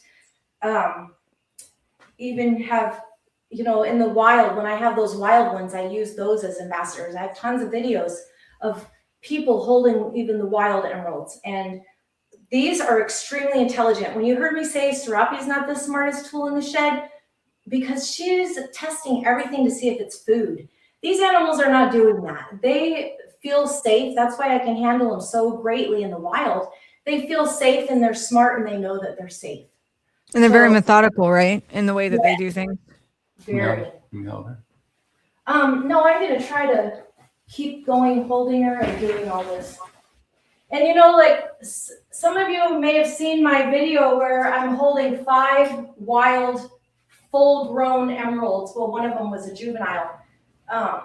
4 wild, full-grown, full-size emeralds, northern wild emeralds, and 1 juvenile. So I have 5 of them at one time. And I did not have any help getting those animals into my hands. They were all just as calm as they could be, as long as I kept them with something to focus on. They wanted to be stimulated. If they had something off in front to look at, I could do whatever I wanted back here with my hands. And that's how I was able to gather up 5 wild northerns. So folks, if your wild northerns are vicious, like mine that I have here are not like this, but in the wild, they're like this. But it has to be my theory, which I really believe in, anybody would, is that all the stress that they go through during exportation turns them into what has given them such the reputation that they have. All right, so Which I wouldn't blame. I'm sure it's a crazy ride over here. yes, they go through quite a lot.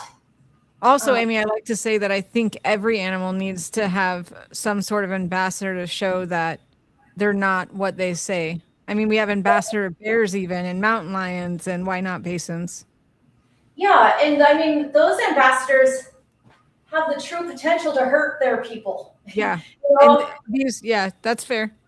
these animals would have to get you in one specific spot to truly cause, you know, like there's a guy who I believe him. He said he got nerve damage from it. But then like there's another guy on Instagram. Every time I make a post, every single time he's like, oh, I have multiple friends who've been in the emergency room over severe and permanent nerve damage. Like, wow, multiple friends. So people say, I think that guy scared me too. In the beginning, until I met you. Yeah, right, in the beginning. Come on over here, little love. And I'm going to show you guys how I'm going to wake up Cassius Clay here. So, first of all, I'm going to let him know I'm here. There we go. I'm going to let him know I'm here. I'm just going to like kind of rub him and massage him. You see he's putting his head to kind of go into his enclosure more. And I have this nice loop right here. So I'm going to go ahead and pull him out a bit. His stripe is so beautiful. Yes. And Cash is the father of both of our litters that we had here. He's a real true stud. And, you know, like people say, oh, if you're holding those animals, you have to really pry them off of their perch. Well, yeah, I do have to work them off their perch, but I'm certainly not prying them. And again, I just give them something to be interested in. Like right now, I want Cash to know, like, oh, wow, look, there's something up there. I can slither a little higher. And then that's going to help him loosen his body here. And if he was stressed, wouldn't he be flopping around more? Probably. Yeah, these absolutely striking and just having all kinds of different reactions. Mine, if I got her off and she was on the vine, she would absolutely braille around a little bit. So if I try, but she's younger. Yes. And, less experienced. Yeah. So here you guys see that I did get Cash off. I did do a little bit of work to get him off of his vine, but it was not prying. It was not fighting. No. It was, you could see that it was a very nice thing. And see my thumb, I gave him my thumb to put his tail around. And that's really all they want is something to wrap their tail around, which brings me to another big point. You guys saw how Allie, the ball python, wanted to be squished back in that warm mailbox because ball pythons like hides, and a lot of animals like hides. Well, these emeralds, the arboreals, they're not hiders. They have a different self-defensive mechanism, which is to wrap very tight around things. So when people say, give them a thin vine to wrap their tail around or they'll get kinked tails. Yes, that's true. I've actually seen the proof of a long time, 40-year-long keeper who has animals from the early stages with kinked tails because he didn't know about the smaller vines. So I can say that I have seen firsthand and have a secondhand telling from a real professional. But I'll tell you the other reason you want to give your guys small vines. These full-grown adults, you'll find their entire body wrapped around my 1/4-inch vines. They like small things because it's like a python hide. when they have something to wrap the end of their tail on so tight, that's how they avoid their predators. In the wild, you'll see bird claws and monkey bites and all kinds of things on these animals that try to drag them off of their vines, but they can't because they're so twirled around it. And you might even see them slithering on a thicker vine, but have their tails still wrapped on a different, smaller vine. So there's so much debate about, do they need those thin vines? Yes, you guys. I've not only seen damage from captives not having them, but I've seen them in the wild and how they use them and appreciate them, and how my own animals do. So very small perches are necessary for these guys. A nice variety. I didn't know people were against those. Yes, many people do. Another thing is that a lot of people use like some people have a big, huge enclosure, and then they'll have like 3 PVC perches in there. These animals want vines. All right, so here we have Inky. And Inky came to us last year from Steve Volk. He was 7 years old when he came to us. And he was one of Steve Volk's breeders. So if you look at his litter mate, for those of you who don't know, boas have litters, not clutches, because they have live births, not eggs.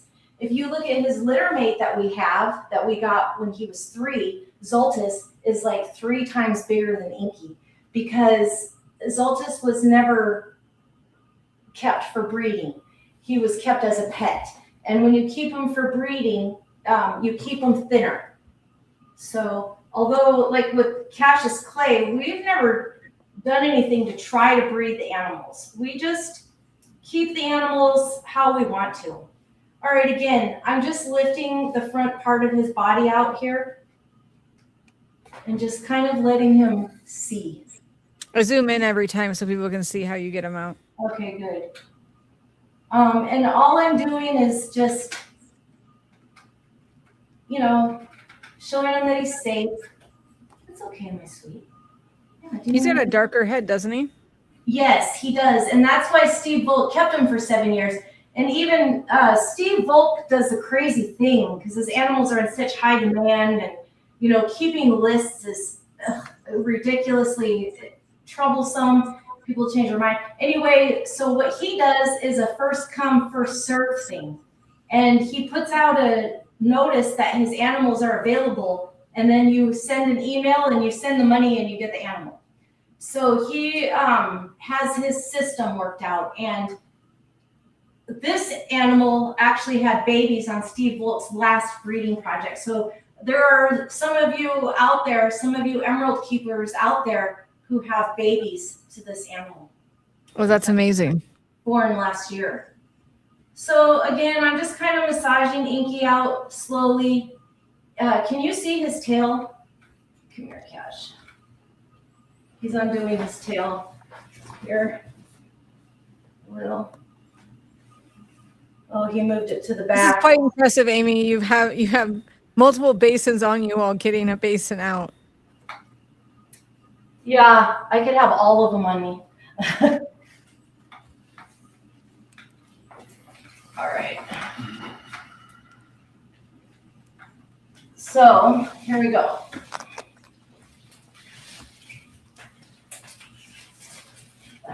They are getting a little edgy. So here are 3. Can you open that? I'm not going to get Azzy out, but we could just show them. Because I think I've showed you that these animals are extremely tame and easy to manage when it's done properly. And then there's Azmois. And Azzy was our very, very first emerald that we got. So I still want to show you guys the babies. So I am going to put all of these guys home.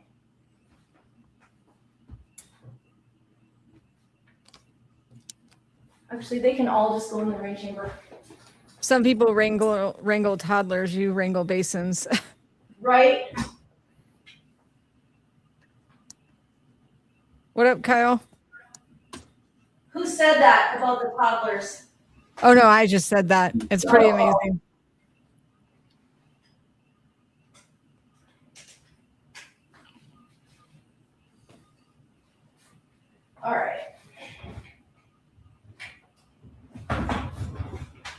I was holding my two jungles the other day trying to make a recording and was thinking about how you handle your basins all at once, and I just could not manage the two of them. Mm.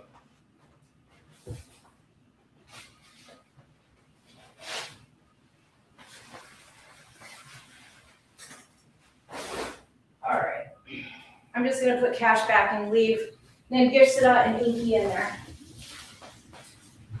There you go, sweetheart.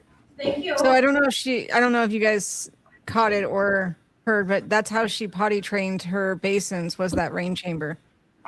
Yes, in the wild, these animals naturally, poop when it rains because that helps them to, wash away any smells for predators and things like that. So it's just their instinct to go when it rains. So what we do, which is something I learned when I was a little girl, I had wild snakes that we caught, and one of them kept going, and I always left them wild in the house. I never kept them locked up, but I quickly figured out that they go to the bathroom in warm water. So I've just continued that tradition, and we have literally potty trained every reptile except the king snakes. They are in bioactive enclosures, which I forgot to mention when we were out there. Fully bioactive. I didn't even clean those enclosures in years. There's no smell. The buffalo beetles take care of the dubia roaches, and the dubia roaches take care of And the open both of the smelly doors. stuff. Open them? Get the glare off. Okay. So this, you guys, is a beautiful baby condo from Tamura Designs. And they custom built this for us. It has 12 condos. And right now we have 2 babies in these condos. And I am going to take the babies out and show you. How many basins do you have babies do you have right now? We have these 2 babies and we have Peo.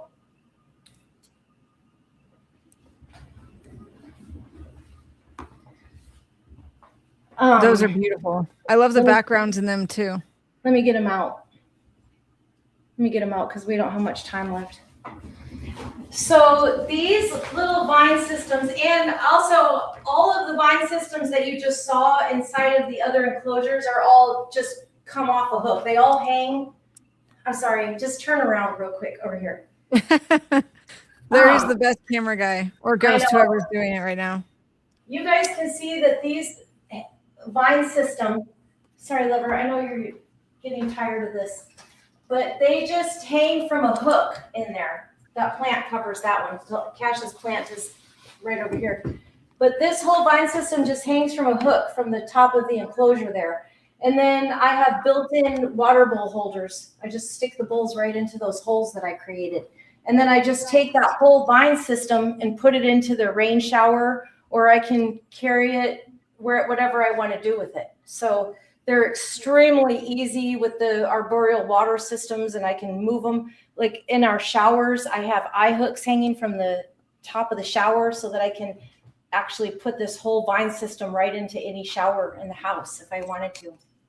I wish I'd realized the hook in the middle when I had done mine. I didn't even think about putting a hook in the top. That would have. Well, yeah, and another thing like what you did is these structures are big enough. For example, like what you see right here, like one of the misting systems is going off right now, which is what you hear. Now, these little vines come right out. Because when you, depending on the space you have and what you've created, you may not need to hang it. Because the structure of these vines works just fine, just like it is. All right. So, this little animal, you guys, this is Sway. And when Sway was first born, when these babies were born, this is the animal that Heather has claim on.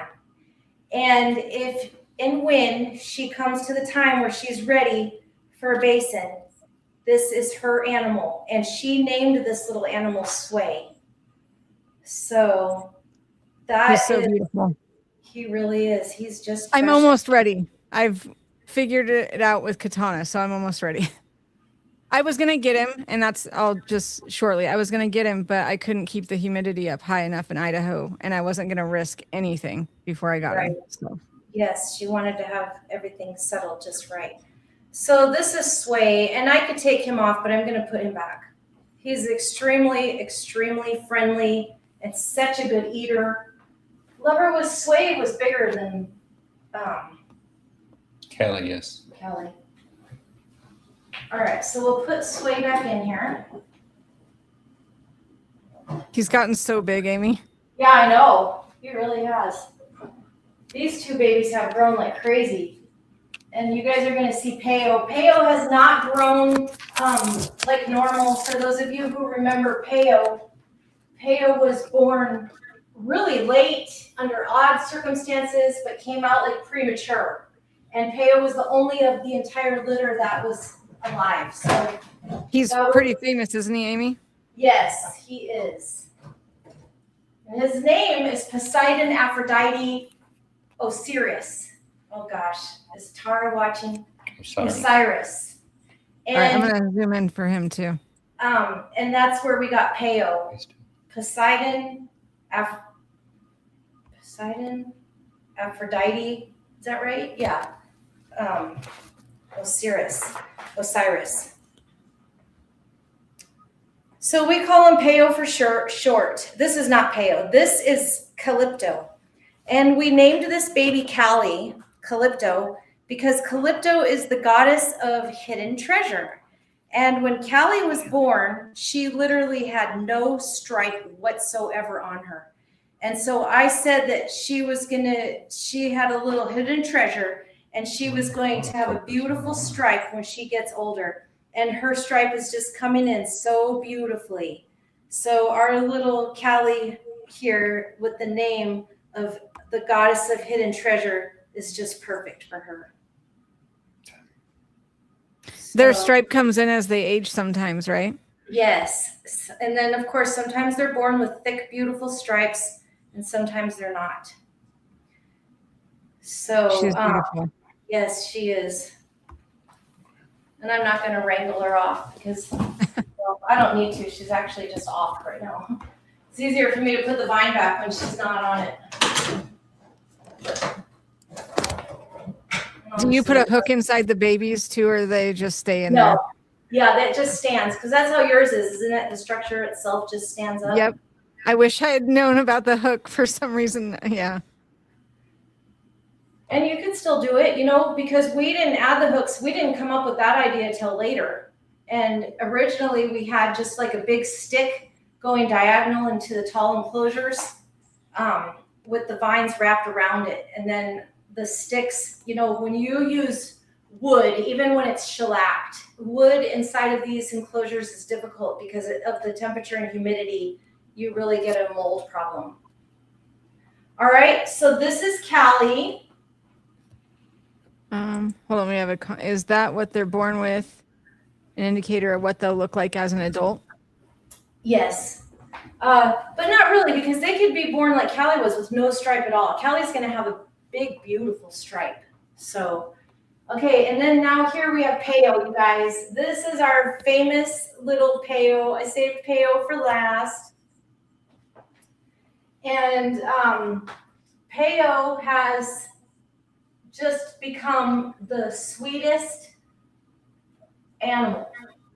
People say it's a snake.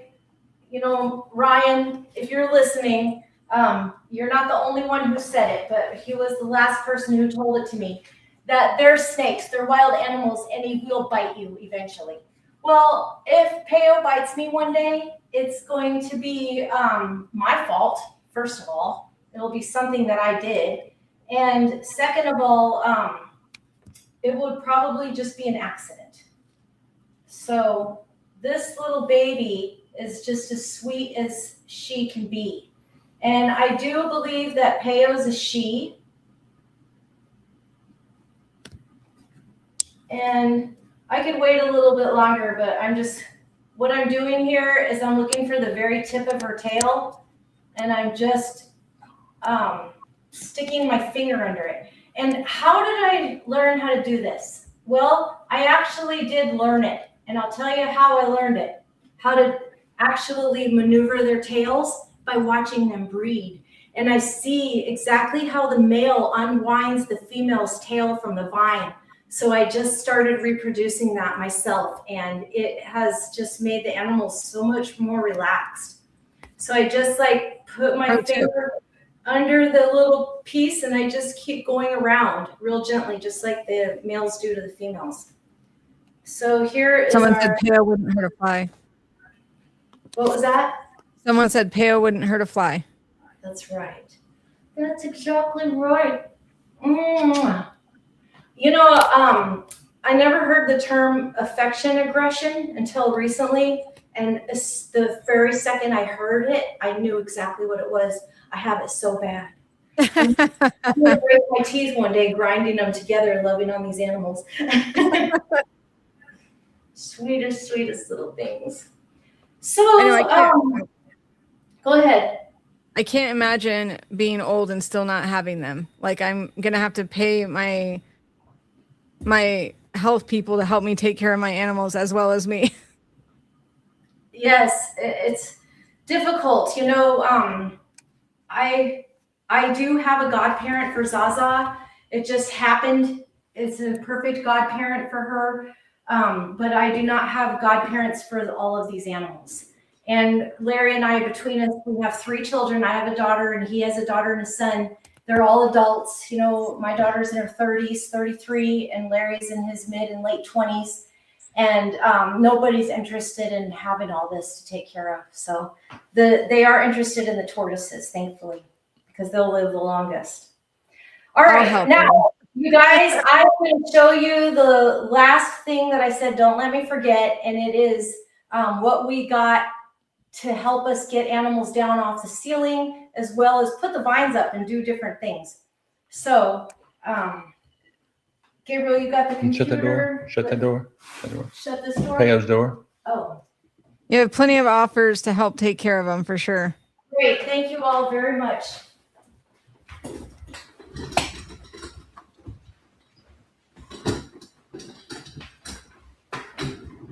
You can stay back there. So here it is, guys. It's the Oh my gosh. Look at that. Is that like at libraries? Is that like what they have at libraries? I don't know. Yeah, libraries. Lowe's. Or Home Depot? Yeah. Here it Home is. Depot. I can move it around and get snakes off the ceiling, and it's just really cool. And I can move myself along with it. So this is our snake getting tool. How cool I love is that? it. Way cooler than a hook. Yeah, this was our, well, we don't do holidays, you know, like you have to buy presents for people, but we called it our household Christmas present because we got it, you know, with, anyway, thank you, Nan. What was the next thing? Nothing, just get back into the light. Oh, so Larry wants you back in the light. You guys, it has been so amazing getting to show and tell everything. And like I said, when we started, all I wanted, I had just said to Larry, my birthday present I would want is to just get to make a video and show everybody everything. I haven't posted in so long. And then Heather comes up with this offer. So thank you all for coming to our show and tell. It was so much fun for me. Thank you so much, Amy. That was such a great look into your home. Thank you. So does anybody have any questions or compliments? Just kidding. I think it's amazing. I hope my home looks like that after I get my hubby to make some changes. It's really fun. And especially the most fun thing is having a husband who every time you have a crazy idea just gets a lot of pleasure out of making it real. Yeah, that's pretty crucial. Someone said you're a queen, Amy. Amazing show and amazing collection. Thank you all very much. I'm just so glad that you guys were here for me to share with you. And thank you, Heather. Thank you, Amy. You have a great night, Kay. Goodbye, everybody. Bye. All right. Thank you guys so much. That was so amazing. I hope I did justice of hosting the wonderful Amy, and you guys have a great night or afternoon, wherever you are watching.